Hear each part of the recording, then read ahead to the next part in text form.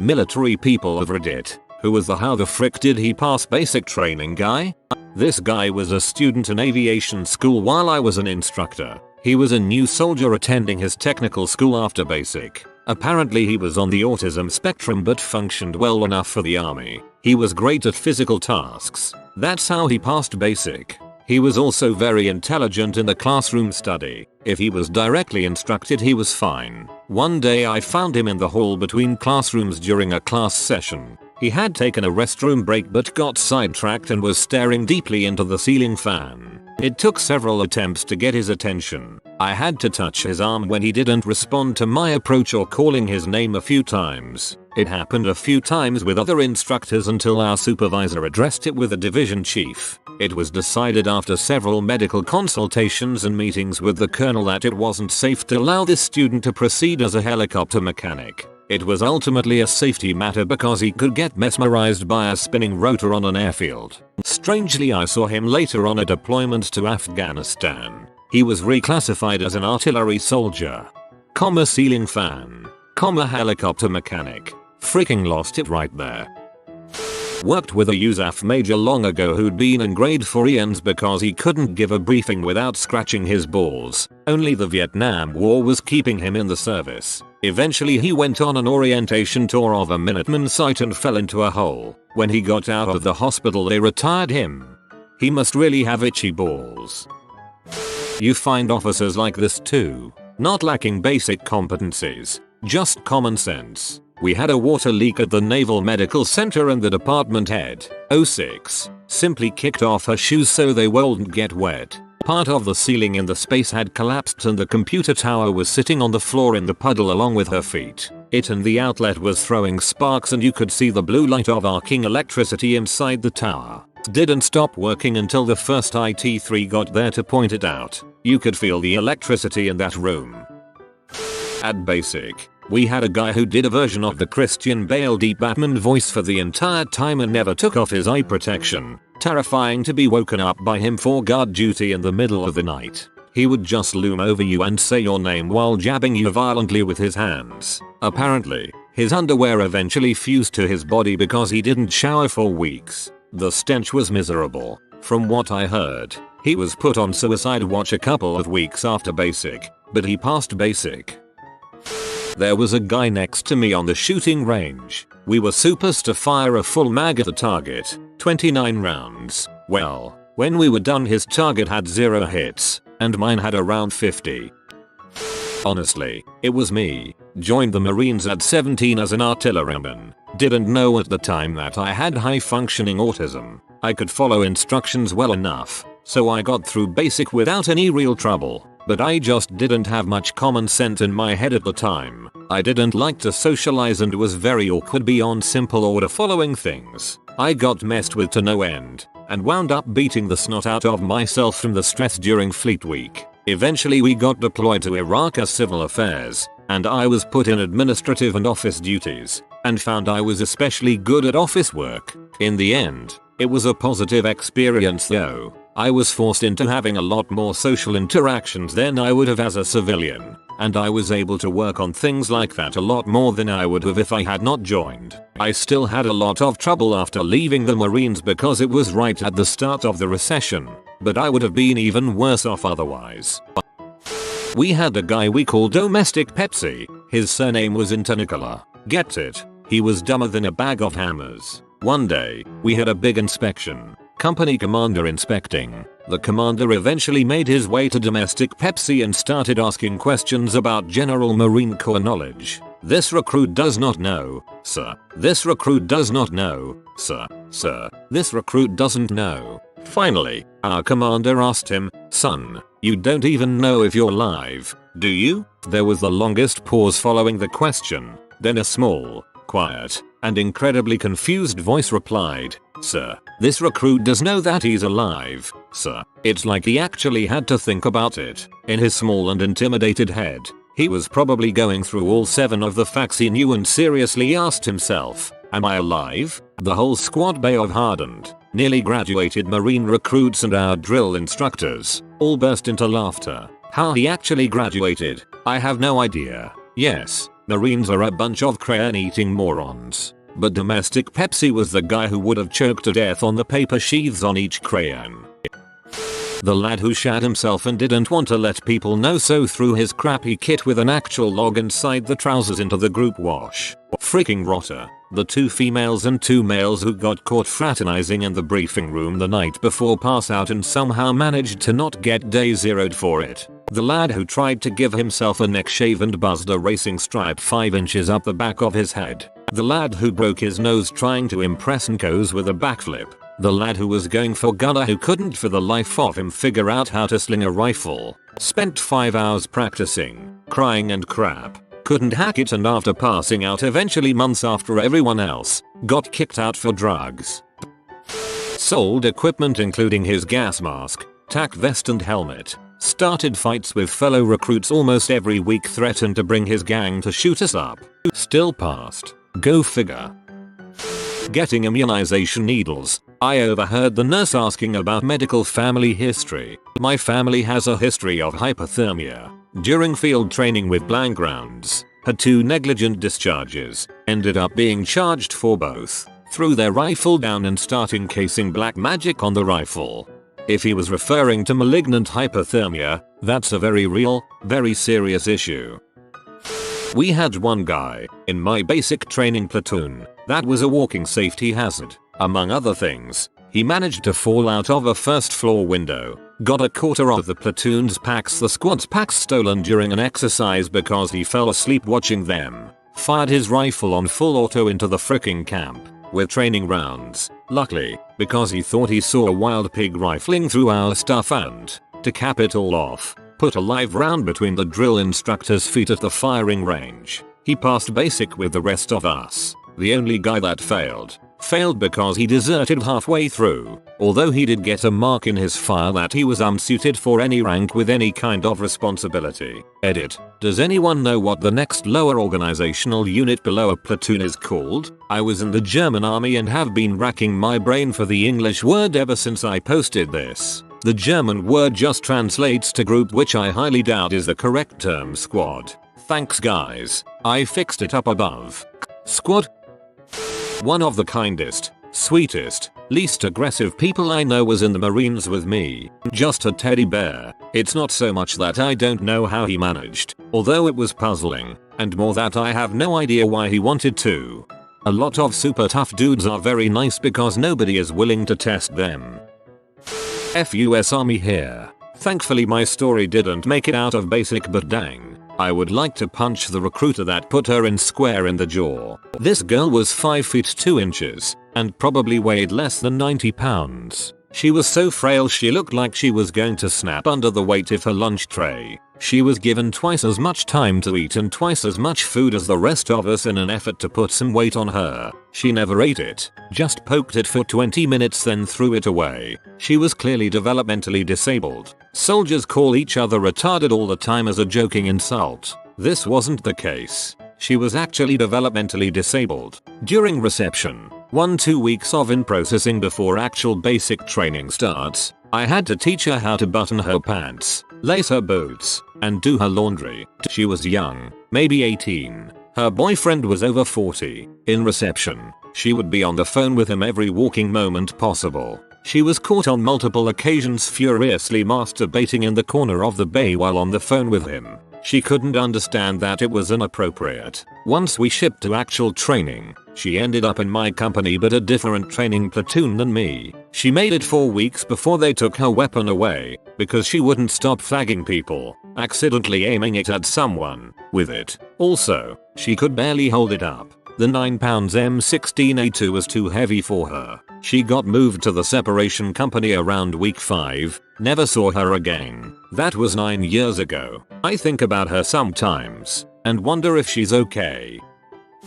Had a kid at my first squadron, Air Force, who was quite possibly one of the dumbest, least self-aware people I've ever met. This kid either couldn't or wouldn't retain basic information, which was problematic given that he was in the intelligence career field. At one point he was presenting a briefing about North Korea, and claimed with a straight face that the capital city of North Korea was Bogota. For those keeping score, Bogota is the capital of Colombia. He tried very hard to project a redneck persona, and as part of this bought a massive bright red lifted truck with obnoxious redneck decal work. Anyone with half a brain could tell you he was struggling to pay for it on his measly E3 barracks rat pay. Eventually he decided he didn't want to pay for the truck anymore, so he drove it into a lake one night and filed an insurance claim, then used the money to immediately buy a different vehicle. This was quickly uncovered by the police, and he was kicked out of the Air Force. To this day I have no earthly idea who thought this kid belonged in military intelligence, or how he got through intel school. I got kinda hung up on the part that he wanted to be seen as redneck. From what I understand, non-American, redneck is just slang insult for people with guns and beer for brains. There was this super nasty dude in our platoon that smelled terrible, and the squad leader figured out it's because he washed his clothes by putting them in the freezer overnight. He also got busted malingering by purposely not hydrating in the desert heat, passing out, and having to get IVs from the medics. He did it to get out of work. Eventually they did a home health and wellness check, off base, and found 12 dogs living in his 2-bedroom apartment and the floor thick as carpet with dog crap. All he was a 35 series. Intelligence. Some scout from a cav company that I was attached to as intel support somehow always showed up when I was washing my feet. My feet got so gross in the desert and baby wipes didn't cut it. One day he got the courage to approach me from around a sand dune and asked where I'm from. I said, Iowa. He said, isn't that in Nebraska? Also a woman I was in basic training with who had to have been on the spectrum. We had to teach her and coach her on how to shower. Otherwise she just stood under the water for 30 seconds. She fell asleep while live firing on the qualification range. A lot of us complained to our PG because we would wake up with her staring at us from the end of our bunks, crouched down like a freaking animal. That's all I remember now, but she graduated. I wonder what happened to her. Hope she's okay. Had a girl who would hit herself in the face when she got upset, like, full, hard slaps. It was unnerving to watch. She's also hide candy and food from the mess deck and eat it alone in the head. Bathroom. Our racks, beds, were next to each other, separated by a thin piece of metal with small holes punched in it for air circulation. One night I was reading a book and she asked me how I liked it. I asked her how she knew what I was reading and she said she was watching me through the holes in the partition. This girl made it through the recruiter, MEPS, where they do a psych eval, and boot camp. Clearly someone dropped the ball. Self-injury and food hoarding are both signs of childhood abuse. I hope she got help.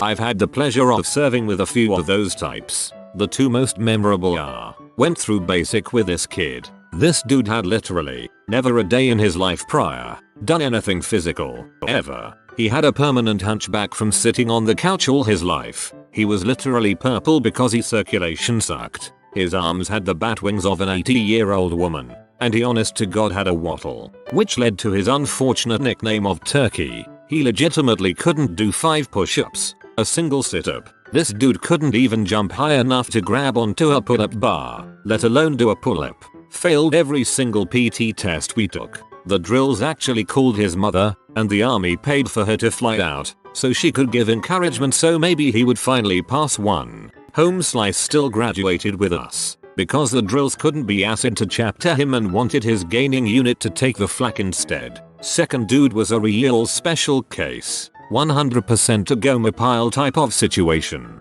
Only a few peanuts rattling around the can. He got to us right around the same time as What Does the Fox Say was a big deal. He considered it his favorite song, and sang it nearly constantly. He honest to God thought he was a cat, and would lick himself randomly meow at us. Dude was white as crap, but every other week he'd be repping a different gang. Typically one that doesn't recruit white folk, but his favorite was Latin Kings. I think he just liked yellow. We'd catch him staring at walls and crap, completely zoned out. We got orders to deploy, and nobody wanted him with us, but sadly he came along. Leadership took his firing pin, and he guarded the DFAC for the whole deployment. As soon as we got back he was chaptered for mental instability. A few of my guys are still Facebook friends with him, and according to him he was freaking John Rambo himself overseas, single-handedly clearing buildings and crap.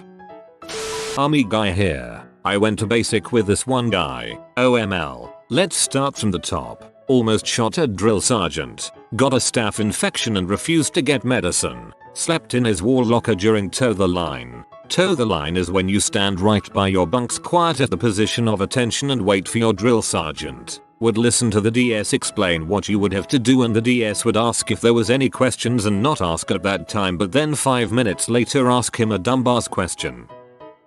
Oh my god, all of them. I was part of the Cadre 4-8 technical school considered part 2 of basic, and I had to file a lot of paperwork for my dumbasses. Here's a highlight reel. One of my guys ran into a pole and broke his face. Twice. On the same pole. The ink hadn't even dried on the first report before he did it the second time. Somehow a rumor started that if you could put your PT belt on a deer you'd be exempt from PT. There was an entire week where we had to keep soldiers from sneaking out the barracks with excessive number of PT belts. Except we hadn't figured out why yet. Then by some sick twist of fate a deer actually ran throughout morning formation. Like, through it, and it was just a hailstorm of PT belts at the poor thing. I had one get all the way through the training just to discover the week before he graduated that he was at the wrong 8. He was supposed to be learning a completely different specialty. I didn't even know that could happen. Health and welfare inspections are always a nightmare. None of these chuckleheads do laundry half as often as they should and half don't do it at all.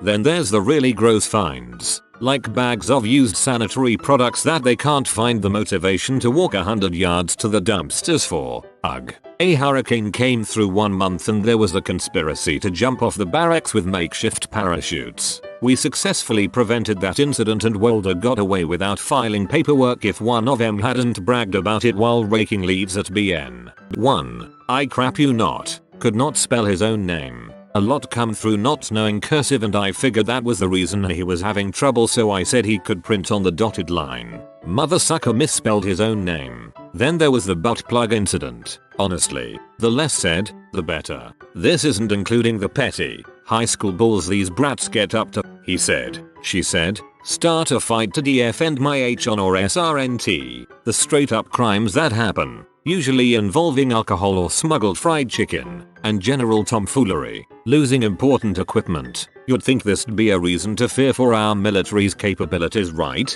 Nope. I would not unleash those terrors on anyone except our worst enemies. Lord have mercy on them, cause these shitlords can't even spell the word. I would like to hear more about the butt plug, and whatever sort of crime would involve smuggled fried chicken.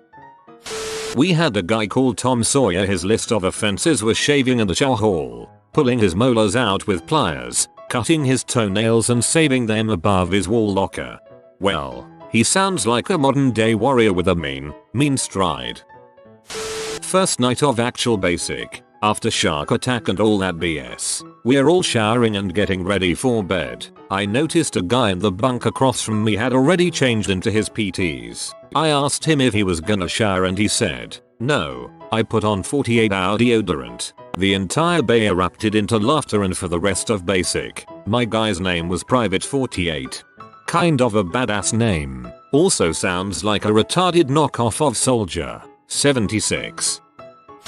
After basic training I was at tech school in a squadron that trains air traffic controllers, airfield managers, command post, and area space control and warning systems. Had 3 people I wanted to get past basic. 1. The person who tossed a whole unopened box of Hot Pockets into a microwave, set it for 5 minutes, and left their door room. 2. The person who got second-degree burns when they tried to iron their uniform while wearing it. 3. The girl who would hiccup, sounded like she was trying to imitate a raptor from Jurassic Park, in formation, or whenever people weren't paying attention to her. Sounded like she was trying to imitate a raptor from Jurassic Park. Clever girl. At one of my duty stations there was a girl that wasn't all there. One day, out of the blue, she decides to take the 3-wheel bike, the one with the large basket in between the 2 rear tires, and go for a spin. She hit a fence post, a parked car and a dumpster, all within 30 feet of her starting position. She eventually went to cook school.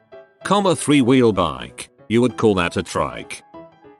Oh, there have been so many of these. Let's see, first was SGT stubby. On aircraft we have these things called Vanaxial fans.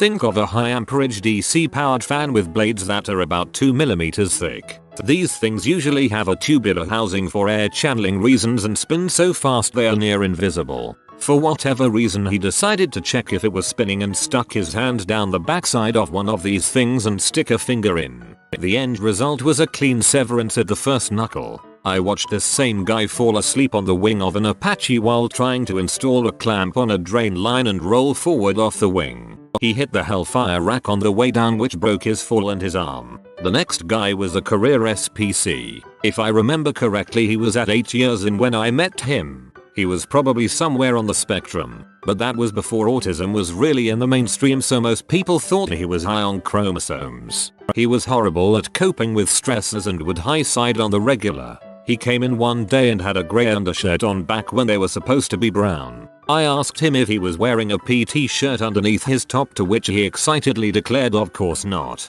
At that point I told him to look down, which he did. Then in the span of about 2 seconds grabbed both sides of his collar, zips his hands and collars tight across his neck, and then without a word runs full speed for the door. He clips the door frame and eats it outside and then disappears for about an hour and shows back up with a brown shirt and no recollection of anything ever happening. About 3 weeks later, he shows up to work and during morning uniform inspection I get to him and notice he is wearing 2 left boots. He didn't even notice he had 2 left boots. Fast forward a couple more weeks and I'm walking with him out to a helicopter and he is carrying a torque wrench. Evidently his hand stops working like a normal hand and this torque wrench slips right out of his fingers, hits his boot and gets punted about 40 feet down the flight line. These are calibrated tools, so if they drop more than a foot they are supposed to get coded out and sent back for a cal. He just walks his happy butt up to it, looks at me and stares at me while he picks the wrench up and then starts sauntering back out towards the aircraft. I call him on it and he is dead but bewildered that he would be told to go get a new torque wrench. For every quality dude, there is someone equally horrible and no one seems quite sure how she got there. We basically had a Goma from Full Metal Jacket who during a few times in basic training I was actually concerned was going to murder all of us from the abuse he received. I, similarly to Joker, was assigned to unfuck this recruit, which unfortunately I was unable to do regardless of the instruction, advice or positive reinforcement offered. I am convinced he was mentally unable to handle what was going on. He still contacts me about once a year 14 years later. I met so many. One of my soldiers never passed a PT test, not once. Not in basic, not in the real army, never. We need the personnel and we knew he wouldn't pass, so we stopped testing him. Same guy wouldn't shower. Spent 2 weeks in 100-degree desert and he didn't shower when we got back. Then there was the guy who was just plain dumb. Like he had a spare tire in his car and a flat tire on his car, and the reason he hadn't changed them was because he couldn't figure out where the lug nuts on the flat tire were. Not basic. I think the story still applies. I was in airborne school in the old crappy DFAC and one of the cadre is yelling at this bald kid with no eyebrows, "What the frick, you goth piece of crap. Don't you know this is against AR 670-1 blah blah." The kid was like, "I have alopecia LOL." We had one of those. We called him Space Monkey. Female. This time, she got to her very first unit and was continuously late and argumentative with her sergeants. Just up and quit on motor pool duties a couple times, refusing to check oil levels. No idea how she got past her drill sergeant, but her entire time on active duty lasted all of 4 months before she found herself signing her discharge paperwork at JAG. There was also the guy who ended up with smallpox on his penis. We had just gotten our vaccines and they warned us not to touch the pox that appeared because it might spread to other areas. The guy swore that the band-aid fell off and he accidentally sat on it, but everyone knew he had scratched his injection site and then jerked off. Vaccinia, cowpox, not variola, smallpox, but wow, what a rare STD. We had a guy who just kept losing crap. He showed up to morning formation in a downpour without his rain jacket, and when asked just spouted, "I lost IT Master Corporal." We all had to go the day without a rain jacket. Another time he had gotten called to speak with the board of officers to see if he should stay or not, and as per the standard he had lost his beret and needed to borrow one. I, being sympathetic, lent him mine, and by the end of the day had reported back to me that he had lost my beret. He was also a cheapskate. A few of us on our infantry course would carpool when we got weekend leave and he never pitched for gas. So we just left him. He wasn't super thrilled next time we saw him. If you are new to the channel, you can subscribe. I publish new videos every day. Until then, check another video.